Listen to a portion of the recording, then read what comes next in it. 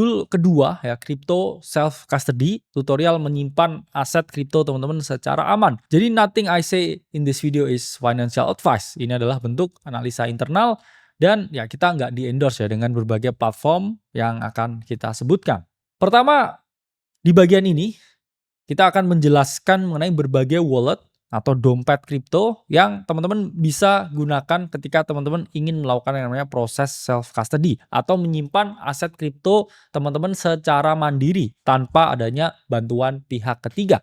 Jadi ketika teman-teman melakukan self custody, itu aset 100% benar-benar milik teman-teman. Seakan-akan Bitcoin ini ada di genggaman teman-teman sendiri, meskipun itu disimpan di dalam blockchain. Tapi teman-teman yang pegang kuncinya untuk membuka jaringan blockchain itu. Tapi ingat ya, teman-teman kalau pegang kuncinya, jangan sampai kuncinya jatuh di jalan. Jangan sampai kuncinya diambil orang lain.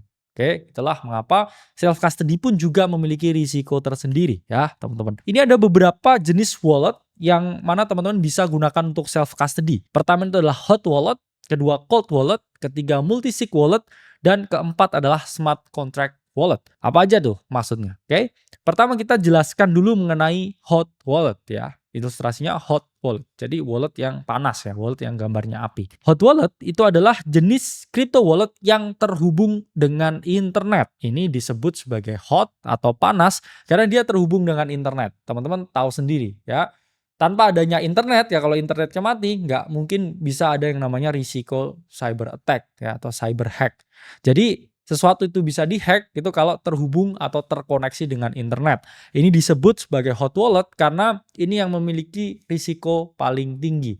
Jadi tingkat keamanannya yaitu jauh lebih mungkin ya terpapar risiko dibandingkan dengan cold wallet ya. Yang nanti akan kita bahas. Pro dan kontranya hot wallet ya. Pro-nya ini dia mudah digunakan ya. Teman-teman tinggal buka laptop, extension di web, dan teman-teman bisa langsung bertransaksi. Apalagi kalau teman-teman ini penggiat DeFi, Decentralized Finance, atau penggiat trading NFT, trading meme coin, etc. Tapi kontranya, dia sangat rentan terhadap hacking, malware, dan juga phishing. Ya, jadi ada berbagai ya kegiatan social engineering yang mana itu led tuh ya teman-teman terjebak untuk menyerahkan ya, private key teman-teman dan ya atau bisa kena virus ya, kena malware dan teman-teman boom ya. Misalkan nih contohnya. Ini ada hot walletnya di sini. Ada Phantom wallet, ada MetaMask wallet. Terus tiba-tiba teman saya colokin nih flash disknya. Oke. Ternyata flash disknya kena virus. Ya, laptop ini terkompromis dan wallet saya terkompromis dan ya saya bisa kehilangan nih duit saya di sini. Atau misalkan nih ada email yang bilang kamu menang undian Kalimasada. Oke, klik link ini dan konekkan wallet kamu. Terus tiba-tiba ketika saya konek wallet saya akan terdrain dan duit saya hilang. Itulah mengapa teman-teman hot wallet mudah, easy to use, tapi dia juga sangat rentan terhadap yang namanya hacking. Jadi teman-teman harus memahami kalau pakai hot wallet jumlahnya jangan banyak-banyak ya. Hanya khusus untuk transaksi aja. Jangan semua di self custody di hot wallet. Ini adalah jenis-jenis hot wallet ya, contohnya MetaMask ya, Phantom juga masuk di sini. Oke, kemudian OneInch wallet, Coinbase wallet dan lain sebagainya. Anything connected to the internet yang mana easy to access, easy to use, itu juga easy to hack, easy to lose money di situ ya. Dan not only you ya, bahkan bilioner seperti Mark Cuban ini pernah kehilangan hampir $1 juta ya, sekitar 11 miliar di kripto karena dia kena hack MetaMask walletnya. Oke, dan beliau ini kehilangan Ethereum, USDC dan juga Matic serta berbagai aset kripto lain. Ini data dari CryptoSlate ya. Bahkan sang bilioner Mark Cuban itu juga pernah kehilangan duit ya ketika dia menggunakan MetaMask ya. Bayangkan seorang bilioner kekompromis atau dia ngeklik link yang salah dan boom ya asetnya hilang. Itu yang saya bilang ya, self custody ini juga memiliki risiko sendiri. Kamu nggak titip di Indodax, nggak titip di Pintu, nggak titip di toko kripto, tapi kamu pegang kuncinya sendiri. Oke, sini kuncinya buat saya ya, tapi kuncinya jatuh terus diambil orang lain, terus orang lain buka branchasnya dan duitnya diambil ya. Jadi harus sangat hati-hati. Dan kemudian cold wallet itu adalah jenis wallet kripto yang tidak terhubung dengan internet. Jadi hot, panas ya. Tapi kalau cold ini dingin ya. Dia nggak terhubung dengan internet sama sekali.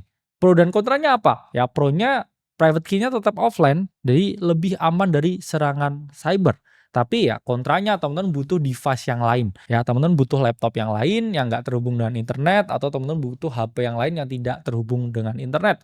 Jadi lebih ribet. Ya, kamu harus buka laptop yang lain terus nyalain internet, dan ya teman-teman harus pakai cold walletnya. Ya, jadi saya memberikan saran teman-teman kalau misalkan gini, saya mau nyimpen Bitcoin buat anak saya, buat cucu saya nanti. Ya teman-teman investasi lah, beli satu laptop yang bener-bener nggak dipakai, nggak connected to internet, dan itu buat teman-teman install cold walletnya. Ya nanti akan kita ajari ya cara pakainya. Kemudian jangan connect dengan internet, ya. Kemudian forgot WiFi setelah pakai, dan ya matikan laptopnya, device-nya dimatikan terus dan dicabut ya dari cold walletnya. Itu protokol yang saya pribadi gunakan ya untuk mengamankan ya aset cryptocurrency yang saya miliki. Ada berbagai jenis wallet yang nanti akan saya praktekkan. Ya, ada SafePol S1, ini connected to phone, ya langsung bisa dipakai di handphone. Kemudian SafePol X1 dan juga SafePol S1 Pro. Ya, ini contohnya. Ada juga ya merek yang lain, yaitu adalah Ledger, ada juga Trezor.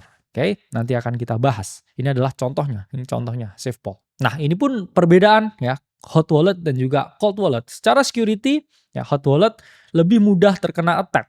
Sementara cold wallet ini lebih tidak ya mudah terkena attack karena dia tidak terekspos dengan internet. Kemudahan digunakan ya, hot wallet easier to use, tapi cold wallet ini jauh lebih complicated. Nah, secara cost hot wallet ini gratis ya teman-teman. Kalau download MetaMask, download Phantom itu tidak dikenai biaya. Tapi kalau beli cold wallet ya biasanya 1 juta ya, 2 juta, ya ada yang 3 juta, 5 juta, etc. Jadi teman-teman harus keluarin biaya tambahan ya. Dan untuk use case dia digunakan untuk regular trading untuk hot wallet. Tapi kalau cold wallet ini cenderung untuk jangka panjang. Ya ingat saya tadi bilang hot wallet hanya untuk transaksi, cold wallet ini untuk jangka panjang. Nah jadi itu adalah perbedaan dari cold wallet dan juga hot wallet. Nah selanjutnya ada multisig wallet. Apa itu multisig wallet? Multisig wallet merupakan jenis wallet kripto yang membutuhkan beberapa tanda tangan untuk memverifikasi transaksi. Fungsinya adalah meningkatkan keamanan. Jadi kalau teman-teman pakai hot wallet atau cold wallet itu hanya butuh satu verifikasi. Hanya kalian saja yang tanda tangan. Tapi multisig ini membutuhkan beberapa wallet untuk tanda tangan transaksinya. Bahkan walletnya bisa aja wallet yang bukan milik kita. Jadi kalau kita mau aman ya, terus kemudian teman-teman pengen menginvolvekan ya teman kalian atau orang yang kalian percaya, entah itu istri, oke, atau entah itu ayah ibu ya untuk tanda tangan multisig walletnya sebelum teman-teman melakukan transaksi atau menyimpan aset kripto supaya dia lebih aman, itu juga bisa. Contohnya nih, misalkan wah saya terkompromis wallet saya, oke, duit saya mau diambil ya, kuncinya dibuka nih, tapi ternyata butuh 3 untuk membuka wallet tersebut, atau saya bilang istilahnya brankas tersebut. Sehingga multisig ini add some layer of protection. Jadi kalau satu kuncinya keambil, dia kalau mau buka brankasnya butuh beberapa kunci yang lain. Dan nanti kita akan praktekkan ya cara menggunakan multisig wallet. Pro dan kontranya apa ya? Pro-nya ya kalau misalkan ya amit-amit private key teman-teman diretas atau seed phrase teman-teman keambil, teman-teman masih memiliki ya wallet lain ya untuk melindungi multisig ini punya transaksi. Tapi ya kontranya kalau 2 sampai 3 orangnya itu misalkan ya keretas ya, which is agak impossible. Tapi kalau 2 sampai 3 orang ini misalkan ya amit-amit juga meninggal atau pergi, ya ini aset teman-teman bisa hilang selamanya dan teman-teman nggak bisa mengakses ya vault-nya atau mengakses safe-nya itu untuk teman-teman bisa melakukan yang namanya transaksi. Dan ini adalah contoh dari multisig, yaitu adalah Gnosis Safe yang nanti ya kita akan praktikkan secara langsung.